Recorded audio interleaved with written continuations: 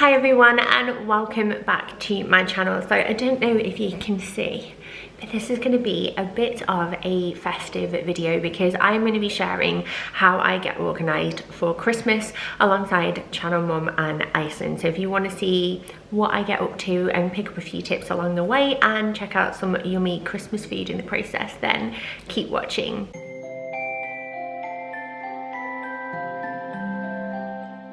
So if you are new to my channel, then you might not know that I am a bit of a Christmas nut. In fact, to be honest with you, I kind of like every season and I go big or I go home because I just love it. I love trying to make magic for my kids, and especially this year. We are in our second lockdown now in the UK and things are not easy, and I am clinging on to Christmas. I am not gonna lie, I'm clinging on to it.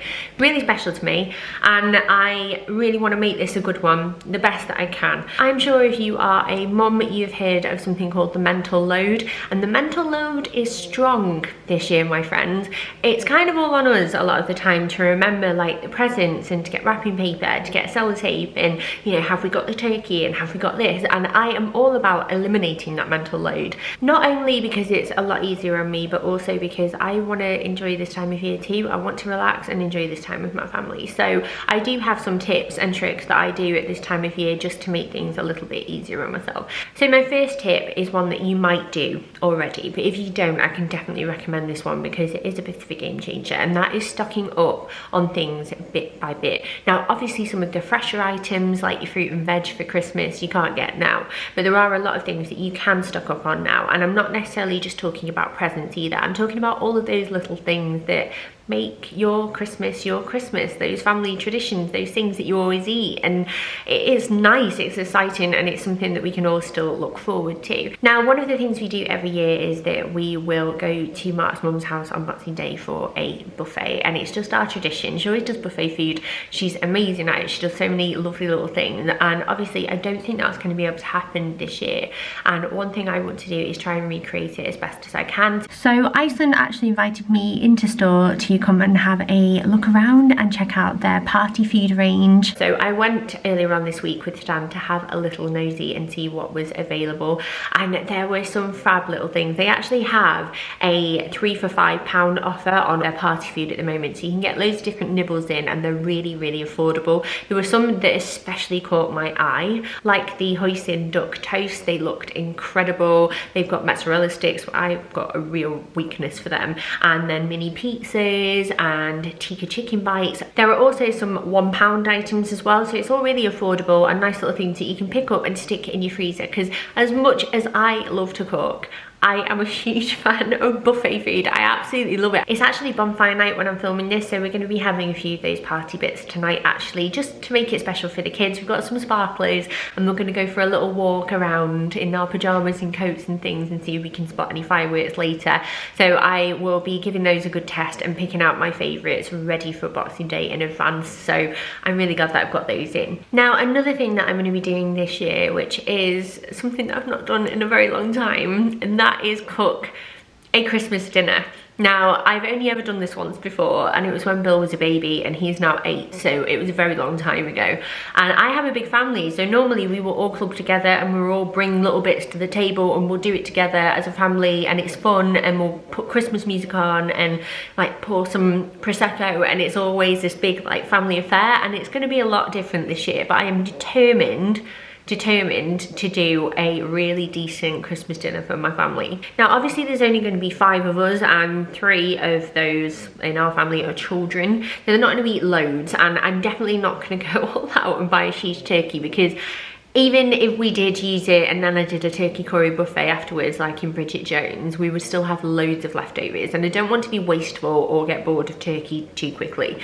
So I was looking at a crown, and Iceland have a turkey crown wrapped in bacon that you can keep in the freezer. You can cook it from frozen or you can defrost it. It knocks an hour off the time, completely depends on your day and what you're doing.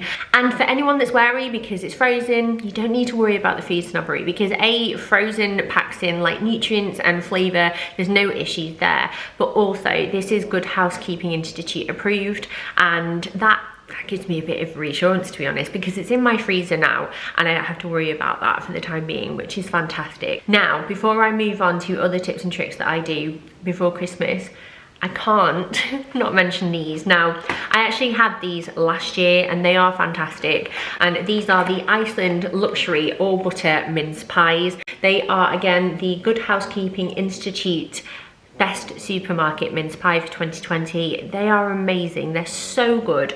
They are so beautiful as well. Don't know if you can see. I might be having a nibble of this one in a bit.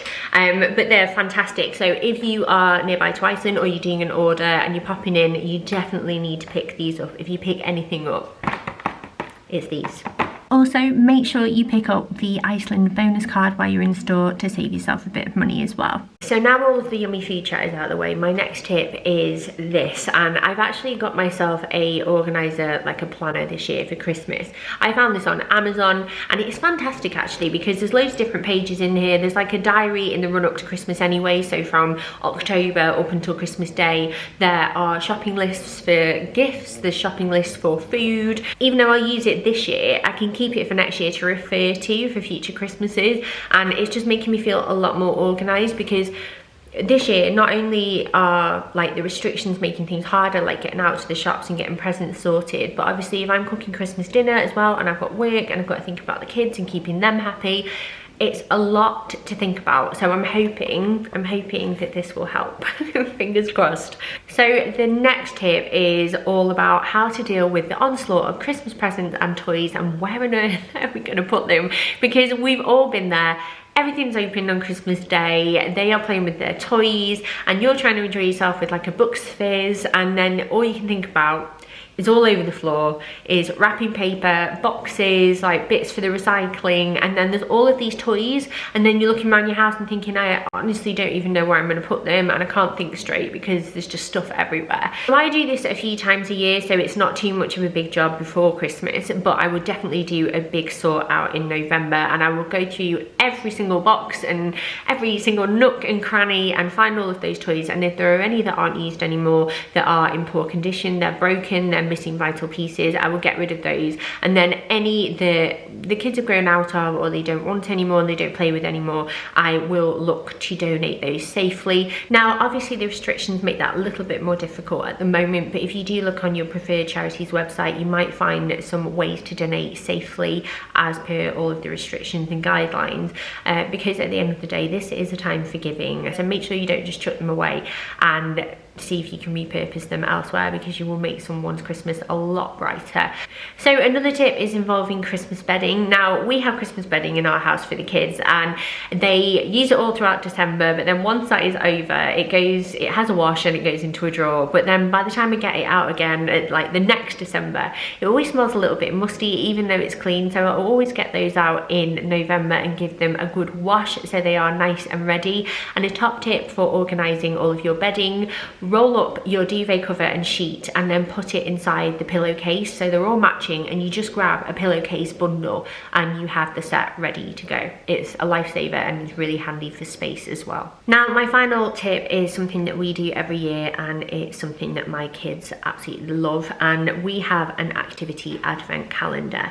And the reason why I'm sharing this is that thinking of the activities at the best of times can be sometimes like quite taxing. You've got to get creative. However, one thing that is lovely about this year is that while there are loads of different things that aren't on, like maybe visiting Father Christmas, or maybe the Christmas village festival that you go to, or your children's nativity play, this is a way to keep the Christmas magic alive for your children. And we will have to put a little bit of work in, but say for example riding around your village and trying to find Christmas lights that people have got up on their houses, or making Christmas cards for family members to cheer them up when you can't see them, or a like brand new pair of Christmas pajamas on a certain day, or reading a new Christmas book. These are all ideas that your children can look forward to. They open them in the morning and then they know that when they get home from school, or maybe on the weekend, they're going to do something that's exciting and special to them. It doesn't need to be big, it doesn't need to be huge or fancy, but this is something that I'm really looking forward to doing,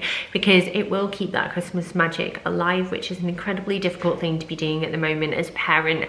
And I just thought I would give you a little reminder reminder now. If you've never done it before, I cannot recommend it enough. So those are my tips and tricks for getting a little bit more organised. If you have any others, leave them down in the comments below, because sharing is caring and we all need a little bit of help this year. We really, really do. But thank you so much for watching, and also thank you so much to Iceland and Channel Mum for working with me on this video. It has been a pleasure as always, and I'm very proud to be working with them. If you would like to see any more videos like this one, then make sure you head over to Channel Mum, because they have loads more videos coming your way with Iceland in terms of Christmas food and all things like that, and just Christmas in general. And obviously if you've enjoyed anything that you've seen in this video today, then make sure you head over to Iceland too. You can go online or you can go in store, just make sure you do it safely. And yeah, thank you so much for watching. It's been a pleasure, and can I wish you Merry Christmas yet? Merry nearly Christmas? But yeah, anyway, thank you so much for watching.